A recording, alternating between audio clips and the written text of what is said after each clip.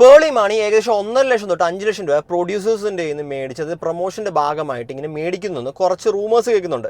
ശരിക്കും പറഞ്ഞാൽ പേളി മാണിയുടെ പേരും പറഞ്ഞ് നല്ലൊരു സ്കാമാണ് ഇപ്പോൾ നടന്നുകൊണ്ടിരിക്കുന്നത്. എന്തായാലും ഒരു ചെറിയൊരു ക്ലിപ്പ് നമുക്ക് ആദ്യം ഒന്ന് കാണാം. പേളി മാണി പൈസ വാങ്ങിക്കുന്നുണ്ടെന്ന് പറയുന്നുണ്ട്. പേളി മാണിക്ക് 1.5 ലക്ഷം ബില്ലിട്ട് കൊടുത്ത ആൾക്കാരുണ്ട് ഇവിടെ. ഈ ഇൻഡസ്ട്രിയിൽ ബില്ലിട്ട് കൊടുത്ത ആൾക്കാരുണ്ട്. പേളി മാണി ഇന്റർവ്യൂ ചെയ്യുന്നതിന് വേണ്ടി 1.5 ലക്ഷം രൂപ മേടിക്കുന്നു എന്ന് പറഞ്ഞിട്ട് ബില്ലിട്ട് കൊടുത്ത ആൾക്കാരുണ്ട്, ബഡ്ജറ്റ് കൊടുത്ത ആൾക്കാരുണ്ട്. എനിക്കറിയാം. യെസ്, പേളി മാണിയുടെ ഷോയിനെ കുറിച്ച് തന്നെയാണ് ഈ സംസാരിക്കുന്നത്. ശരിക്കും പറഞ്ഞാൽ പേളിക്ക് ഇതിനെക്കുറിച്ച് യാതൊരു അറിവുമില്ല. അത് പേളിയുടെ പേരും പറഞ്ഞ് ഇപ്പോൾ കുറേ PR ടീംസ് പേളിയുടെ പേരും പറഞ്ഞ് ഇപ്പോൾ പ്രൊമോഷൻ്റെ ഭാഗമാണെന്ന് പറഞ്ഞ് കുറേ പൈസ ഇപ്പോൾ അടിച്ചു മാറ്റുന്നുണ്ട്. കുറേ പ്രൊഡ്യൂസേഴ്സ് അതിൻ്റെ അടുത്ത് രംഗത്ത് വന്നിട്ടുണ്ട്. പേളിയുടെ പേര് മാത്രമല്ല, അശ്വിൻ ഗോക്കിൻ്റെ പേരും പറഞ്ഞിട്ട് മേടിക്കുന്നുണ്ട്.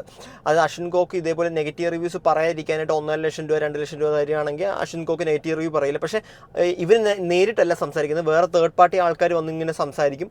ഈ പ്രൊഡ്യൂസർ എന്താ വിചാരിക്കുന്നത്, ഓക്കെ അശ്വിൻ ഗോക്ക് നെഗറ്റീവ് റിവ്യൂ പറയത്തില്ല, അന്ന് 1.5 ലക്ഷം രൂപ കൊടുത്തേക്കാന്ന് പറഞ്ഞാൽ ഇവർക്ക് എടുത്തങ്ങ് കൊടുക്കും. ഈ PR ടീംസിന് കുറച്ച് ഫേക്ക് PR ടീംസ് ഉണ്ട്. ആ ഫേക്ക് PR ടീംസിന് എടുത്ത് കൊടുക്കും, പ്രൊഡ്യൂസർ പെടും. എന്നിട്ട് പ്രൊഡ്യൂസർ എന്ത് ചെയ്യുന്നു വെച്ച് കഴിഞ്ഞാൽ, ഞാൻ അശ്വിൻ ഗോക്കിന് വേണ്ടിയിട്ടാണല്ലോ ഈ പൈസ മുടക്കുന്നതുകൊണ്ട് ഇവർക്കെതിരായിട്ട് സംസാരിക്കാനായിട്ട് ന്യൂസിൽ വരും. ഇതായിരുന്നു കഴിഞ്ഞ വട്ടം അംഗം അട്ടഹാസത്തിൻ്റെ പ്രൊഡ്യൂസറിന് സംഭവിച്ചത്. അതായത് അശ്വിൻ ഗോക്ക് 1.5 ലക്ഷം രൂപ മേടിച്ചു എന്ന് പറഞ്ഞാൽ നല്ലൊരു അലിഗേഷൻ ആയിരുന്നു പുള്ളിക്കാരൻ കൊണ്ടുവന്ന്.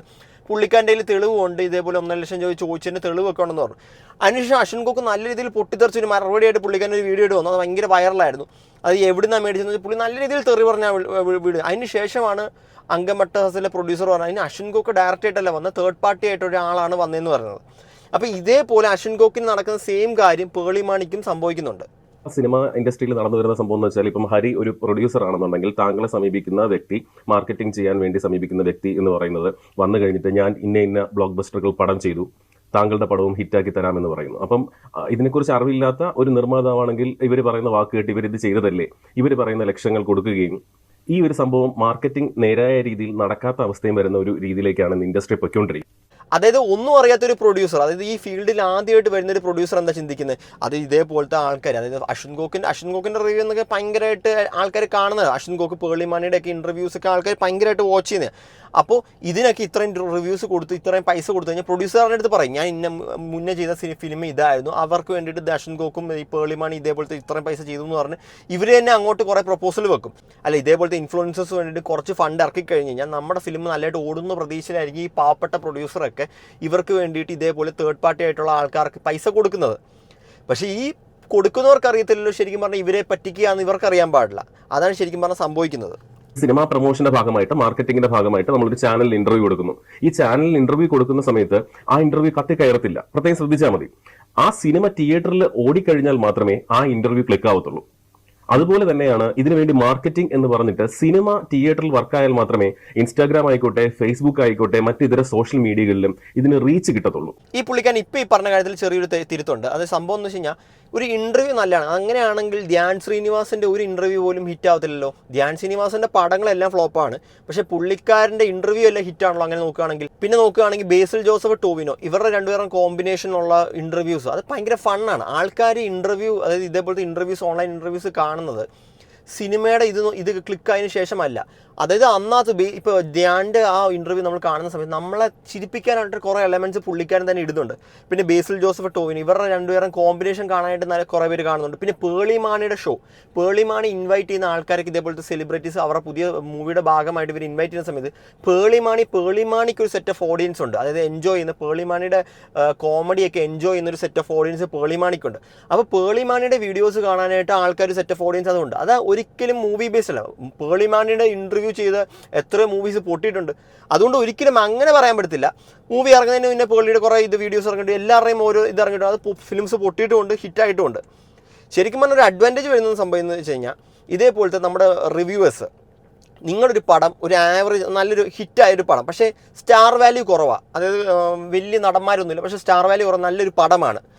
ആ പടത്തിന് ഈ റിവ്യൂസ് വിചാരിച്ചു കഴിഞ്ഞാൽ, നല്ലൊരു പടമാണെങ്കിൽ റിവ്യൂസ് വിചാരിച്ചു കഴിഞ്ഞാൽ കുറച്ചും കൂടെ ബൂസ്റ്റപ്പ് ആക്കി കൊണ്ടുപോകാൻ പറ്റും. അതായത് സംഭവം എന്താണെന്ന് വെച്ച് കഴിഞ്ഞാൽ, ഇപ്പം നമ്മുടെ ഒരു ഫോർ എക്സാമ്പിൾ അങ്കമാലി ഡയറീസ് പോലത്തെ ഒരു പടം, ആ പടം ഹിറ്റായിരുന്നു, അതായത് എല്ലാം പുതുമുഖ നടന്മാരായിരുന്നു. അത് ഇപ്പോൾ ഈ കാലഘട്ടത്തിൽ ഇറങ്ങുകയായിരുന്നെങ്കിൽ നല്ലൊരു പടമാണ്. ഇപ്പോൾ ആൾക്കാർ ഫസ്റ്റ് ഡേ ഫസ്റ്റ് ഷോ ഈ ഒരു സ്റ്റാർ വാല്യൂ ഇല്ലാത്തതുകൊണ്ട് തിയേറ്ററിൽ തള്ളിക്കയറാൻ പോകത്തില്ല. ഇപ്പോൾ 1-2 റിവ്യൂസ് കയറുന്ന സമയത്ത് ഇവർ നല്ല അഭിപ്രായം പറയുമ്പോഴത്തേക്കും വീണ്ടും കുറച്ച് പേര് കയറും. ആ ഒരു അഡ്വാൻറ്റേജ് റിവ്യൂസ് കൊണ്ടുണ്ട്. എന്ന് വെച്ച് കഴിഞ്ഞാൽ ഒരു റിവ്യൂവർ മോശം പറഞ്ഞെന്ന് വെച്ച് ഒരിക്കലും ഒരു നല്ല സിനിമ പൊട്ടാൻ പോകുന്നില്ല, അതെന്തായാലും ഉറപ്പാണ്. ഒരു വളരെ മോശമായൊരു ഫിലിമാണെങ്കിൽ അത് ഓടായിരിക്കുള്ളൂ. അതായത് ഒരു നല്ല സിനിമയെ പോലും ഇന്നേ വരെ ഒരു റിവ്യൂവേഴ്സ് മോശം പറഞ്ഞെന്ന് വെച്ച് ഇന്നേ വരെ ഫ്ലോപ്പ് ആയിട്ടില്ല. നോക്കുകയാണെങ്കിൽ നമ്മുടെ അശ്വിൻ ഗോക്കിൻ്റെ റിവ്യൂ പ്രകാരമുള്ള ഒരു പടമാണ് ഞാൻ പറയാൻ, നമ്മുടെ മമ്മൂക്കയുടെ ഭീഷ്മ. ഇത് അശ്വിൻ ഗോക്ക് വളരെ ഫസ്റ്റ് ഡേ തന്നെ പുള്ളി കണ്ടിട്ട് പുള്ളിക്കാരൻ വളരെ നെഗറ്റീവായിട്ടുള്ള ഇതാണ് പറഞ്ഞത്. പക്ഷെ ആ പടം ബാക്കിയുള്ളവർക്ക് കണ്ടിട്ട് ഇഷ്ടപ്പെട്ടില്ലേ. പിന്നെ പുള്ളിക്കാരൻ ഇഷ്ടപ്പെട്ടൊരു പടം അത് ബ്രൊമാൻസ്, പുള്ളിക്കാരൻ നല്ല രീതിയിൽ പോസിറ്റീവ് അടിച്ചൊരു പറഞ്ഞ ബ്രൊമാൻസ്, ബാക്കി കണ്ടിട്ട് ആർക്കും ഇഷ്ടപ്പെട്ടില്ല. അതുകൊണ്ട് ഒരു ഫിലിം ഒരു റിവ്യൂവർ പോസിറ്റീവ് പറഞ്ഞാലും നെഗറ്റീവ് പറഞ്ഞാലും അതൊരിക്കലും എഫക്ട് ചെയ്ത് ആ ഫിലിം നല്ലതല്ലെങ്കിൽ, ആ ഫിലിമിന്റെ കണ്ടന്റ് നല്ലതല്ലെങ്കിൽ ഒരിക്കലും അത് ഓടത്തില്ല. ഒരു സിനിമ ഹിറ്റായി കഴിഞ്ഞു, അത് മാർക്കറ്റ് ചെയ്തെന്ന് പറഞ്ഞിട്ട് കുറെ പേര് കാണും. അതേസമയം ഒരു വലിയൊരു ചിത്രം പൊളിഞ്ഞു എന്നുണ്ടെങ്കിൽ ഇത് ഞങ്ങളല്ല മാർക്കറ്റ് ചെയ്യുന്നുള്ളത് പരസ്യമായി പറഞ്ഞിട്ട് അവർ പോയി എനിക്ക് അറിഞ്ഞൂടാ എന്നുള്ള രീതിയിൽ ഒഴിഞ്ഞു മാറും. അതായത് വിജയം മാത്രം ഏറ്റെടുക്കാൻ വേണ്ടി പറ്റുന്ന രീതിയിൽ ഉള്ള സംഭവമാണ് നടന്നു വരുന്നത്. മാർക്കറ്റിംഗ് മാത്രം ആ മാർക്കറ്റിംഗിന്റെ എമൗണ്ട് അറിഞ്ഞാൽ ഒരു പോസ്റ്റർ സംഭവം എന്ന് വെച്ചാൽ ഡിസൈനർ അല്ല, അല്ലാതെ ചെയ്യുന്ന ടീം പോലും അത് ചെയ്യുന്നതിന് 5-6 ലക്ഷം മേടിക്കുന്ന സംഭവമാണ് പോസ്റ്റർ ചെയ്യുന്നതിന് മാത്രം, ആ ഒരു സെക്ഷൻ മാത്രം. ബാക്കി എല്ലാം കൂടി മാർക്കറ്റ് ചെയ്ത് വാങ്ങിച്ചിട്ടുള്ള പ്രൊഡ്യൂസർ നിർമ്മാതാവിന്റെ വാങ്ങിച്ചിട്ടുള്ള പൈസയൊക്കെ അറിഞ്ഞ് ഞെട്ടും. 35, 45, 50 ലക്ഷം മാത്രമാണ് ഡിജിറ്റൽ മാർക്കറ്റിംഗിന് വേണ്ടി പോകുന്നത്. ഈ പറയുന്നത് പോലെ അദ്ദേഹത്തെ ഈ സംഭവത്തിനകത്ത് ആദ്യത്തെ ഷോ മാത്രം കളിക്കുന്നത് കൊച്ചിയിലെ വനിതാ തിയേറ്റർ, ആദ്യത്തെ ഷോ മാത്രം കളിച്ചിട്ട് പൂട്ടുന്ന എത്രയോ സിനിമകളുണ്ട്. വേണമെങ്കിൽ കണക്കെടുത്ത് നോക്കിയാൽ മതി. കഴിഞ്ഞ 3 വർഷമായിട്ട് വനിതാ തിയേറ്ററിൽ ഫസ്റ്റ് ഷോ കളിച്ചിട്ട് സെക്കൻഡ് ഷോ കളിക്കാത്ത എത്ര പടങ്ങളുണ്ട്. ഇപ്പോൾ നമ്മുടെ മലയാളം മൂവിയിലും ഒരു പ്രൊമോഷൻ ഇല്ലാണ്ട് അത്യാവശ്യം ഓടുന്ന ഒരു ആൾക്കാർ തള്ളാൻ കയറുന്ന സാധ്യത എന്ന് വെച്ച് കഴിഞ്ഞാൽ 2 ഫേസസ് ഉള്ളൂ. ഒന്ന് ലാലേട്ടൻ, പിന്നെ മമ്മൂക്ക. പിന്നെയും കേരളത്തിലെ തിയേറ്ററിൽ ആരും ഒരു ഇതും കാണാണ്ട് കയറുന്നത് വിജയുടെ പടങ്ങൾ മാത്രമേ ഉള്ളൂ. പിന്നെ ഇതിൻ്റെ അകത്ത് ഇവർ പറയുന്നുണ്ട് കുറേ പൈസ മുടക്കുന്നുണ്ടെന്ന് പറയുന്നുണ്ട് പൈസ. പക്ഷേ ഇവർ ചിന്തിക്കാത്ത വേറൊരു കാര്യം എന്ന് വെച്ച് കഴിഞ്ഞാൽ, അതായത് ഇവരുടെ കണ്ടന്റിൽ ഇവർക്ക് വിശ്വാസമില്ല. അതാണ് എനിക്ക് പറയാനുള്ളത്. അതായത് ഇവർ ഈ ഓരോ ഡയറക്ടേഴ്സ് വന്ന് ഓരോരോ പടം ഇറക്കുന്ന സമയത്ത് ഇവരുടെ പടത്തിൽ ഇവർക്കൊരു വിശ്വാസം വേണം. അതായത് ഇവരെടുക്കുന്ന പടത്തിന് ഇവർ എടുത്ത സാധനം കഴിഞ്ഞാൽ ഇതേപോലെ ക്ലിക്ക് ആവുമെന്ന് പറഞ്ഞാൽ അവർക്കൊരു കോൺഫിഡൻസ് വേണം. ഇവർക്കേ ഒരു കോൺഫിഡൻസ് ഇല്ലെങ്കിൽ പിന്നെ ഇത് നാട്ടുകാരെ കാണിച്ചു കഴിഞ്ഞാൽ നാട്ടുകാർ ഇഷ്ടപ്പെടും എന്ന് പറഞ്ഞു കഴിഞ്ഞാൽ ഇവിടുത്തെ പരിപാടിയാണ്. ഈ PR ടീമിൻ്റെ ഒരു വലിയ കളി സിനിമയിൽ നല്ല രീതിയിൽ ഇൻഫ്ലുവൻസ് ചെയ്യുന്നത് അതില്ലെന്ന് പറയാൻ പറ്റത്തില്ല. അത് എന്തുകൊണ്ടാണെന്ന് വെച്ചാൽ വേറൊരു ഗ്രേറ്റ് എക്സാമ്പിൾ പറഞ്ഞുതരാം. അതായത് വർഷങ്ങൾക്ക് ശേഷം എന്ന് പറഞ്ഞാൽ ധ്യാൻ്റെ ഒരു പടം, അത് എൻ്റെ ഒപ്പം ഇറങ്ങിയൊരു പടമാണ് നമ്മുടെ ആവേശം, നമ്മുടെ ഫഹദ് ഫാസിലിൻ്റെ പടം. ഈ വർഷങ്ങൾക്ക് ശേഷത്തിന് ഭയങ്കര പോസിറ്റീവ് റിവ്യൂ ആണ് ഇറങ്ങിയ സമയത്ത് കുറേ PR ടീംസ് കൊടുത്തു. അത് വളരെ നല്ല ഫീൽ ഗുഡ് മൂവിയാണ്. അതിൻ്റെ ഒപ്പം തന്നെ ആവേശത്തിൻ്റെ അടുത്ത് പറയുന്നത് ഇവരെന്താണെന്ന് വെച്ച് കഴിഞ്ഞാൽ വളരെ ഭയങ്കര ലാഗി പടമാണ്, ഒന്നുമില്ല, സെക്കൻഡ് ഹാഫിൽ കുറച്ച് കാര്യങ്ങളൊക്കെ മാത്രമേ ഉള്ളൂ, അതിന് കാര്യമായിട്ട് ഒന്നുമില്ലെന്നാണ് പറഞ്ഞത്. അപ്പോൾ ഞാനൊക്കെ ആ സമയത്ത് യൂട്യൂബൊന്നും എൻ്റെ കയ്യിൽ ആ സമയത്തൊന്നും ഞാൻ സ്റ്റാർട്ട് ചെയ്തിട്ടില്ലായിരുന്നു. അപ്പോൾ ഞാൻ ആദ്യം കണ്ട പടം ഏതാണെന്ന് വെച്ച് കഴിഞ്ഞാൽ, ഞാൻ ആദ്യം കണ്ട പടം മറ്റേ ഇതാണ്, വർഷങ്ങൾക്ക് ശേഷമാണ് കണ്ടത്. അത് അന്ന് സമയത്ത് അശ്വിൻ ഗോക്കിൻ്റെ ഒക്കെ റിവ്യൂ എന്ന് വെച്ച് കഴിഞ്ഞാൽ വർഷങ്ങൾക്ക് ശേഷം നല്ല രീതിയിൽ ആ കോസ്റ്റ്യൂമൊക്കെ കാണണം, പ്രണവൊക്കെ എന്ത് നല്ലതായിട്ട് അഭിനയിച്ചെന്നൊക്കെ പറഞ്ഞ് നല്ല രീതിയിലാണ് അശ്വിൻ ഗോക്ക് ആ പടത്തിനെ നാരേറ്റ് ചെയ്ത് നല്ലൊരു ഫീൽ ഗുഡ് മൂവി എന്ന് പറഞ്ഞാൽ നാരേറ്റ് ചെയ്ത്. അപ്പോൾ ഞാൻ എൻ്റെ ഫാമിലിയൊക്കെ ആദ്യം എന്ത് ചെയ്യുന്നത് വെച്ച് കഴിഞ്ഞാൽ ആവേശം ഡ്രോപ്പ് ചെയ്തിട്ട് നേരെ വർഷങ്ങൾക്ക് ശേഷം കയറി. വർഷങ്ങൾക്ക് ശേഷം കയറിയിട്ട് എനിക്കാണെങ്കിൽ ആ പടം കാശ് എനിക്ക് ഇഷ്ടപ്പെട്ടില്ല. എന്ന് വെച്ചാൽ ഫസ്റ്റ് ഹാഫ് ഭയങ്കര ലാഗ്, ഫസ്റ്റ് ഹാഫ് കൂടെ പടം കഴിഞ്ഞ് പിന്നെ നിവിൻ പോളി വന്നപ്പോഴാണ് ആ പടം കുറച്ചും കൂടെ ഓൺ ആയത്. അതിനുശേഷം ഒന്നുമില്ല, ചവർ പടമായിട്ട് എനിക്ക് ഫീൽ ചെയ്തത്. നിവിൻ പോളിയുടെ ആ ഒരു കണ്ടന്റ് ഇല്ലെങ്കിൽ ആ പടത്തിനകത്ത് ഒന്നുമില്ല. അപ്പോൾ ആ ഒരു പടത്തിന് ഈ ഒരു PR ടീം എന്തുമാത്രം പൊക്കിയെന്ന് എനിക്ക് പിന്നെ മനസ്സിലായി. അതിനുശേഷം കുറച്ച് ദിവസം കഴിഞ്ഞപ്പോഴത്തേക്കും ഞാൻ ആവേശം ചുമ്മാ കയറി കണ്ടു. കുറച്ച് ഫാമിലി ഓഡിയൻസ് ഒക്കെ നല്ല അഭിപ്രായം പറഞ്ഞുകൊണ്ട് ആവേശം ഫാമിലിയായിട്ട് പോയി കണ്ടപ്പോഴത്തേക്കും ഇത്രയും നല്ലൊരു പടം, അതായത് ഈ ഒരു പടത്തിന് ഇത്രയും നെഗറ്റീവ് റിവ്യൂ ഈ PR ടീം കൊടുത്തെന്ന് പറയുമ്പോഴത്തേക്കും അത്ഭുതമായിപ്പോയി.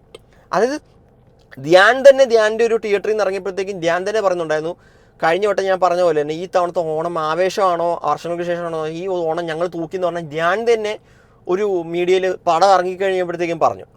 അപ്പോൾ ആവേശത്തിന് ഒരു നെഗറ്റീവ് റിവ്യൂ കൊടുത്തു, നെഗറ്റീവ് PR സ്പ്രെഡ് ചെയ്തുകൊണ്ടിരിക്കുക ഇവർ. അതിനുശേഷം ആവേശത്തിലോട്ട് ഒരു 1 വീക്ക് കഴിഞ്ഞിട്ടാണ് പടം ഇറങ്ങിയിട്ട് ഒരു 1 വീക്ക് കഴിഞ്ഞിട്ടാണ് ശരിക്കും ആവേശത്തിന് ഒരു തള്ളൽ വന്നത്. അത് നല്ല പടമാണ്, ഇത് നെഗറ്റീവ് ക്യാമ്പയിൻ ആണെന്ന് മനസ്സിലായതിനു ശേഷം പിന്നെ ഒരു തള്ളൽ വന്നു, പിന്നെ ഒറ്റ കയറലായിരുന്നു പടം.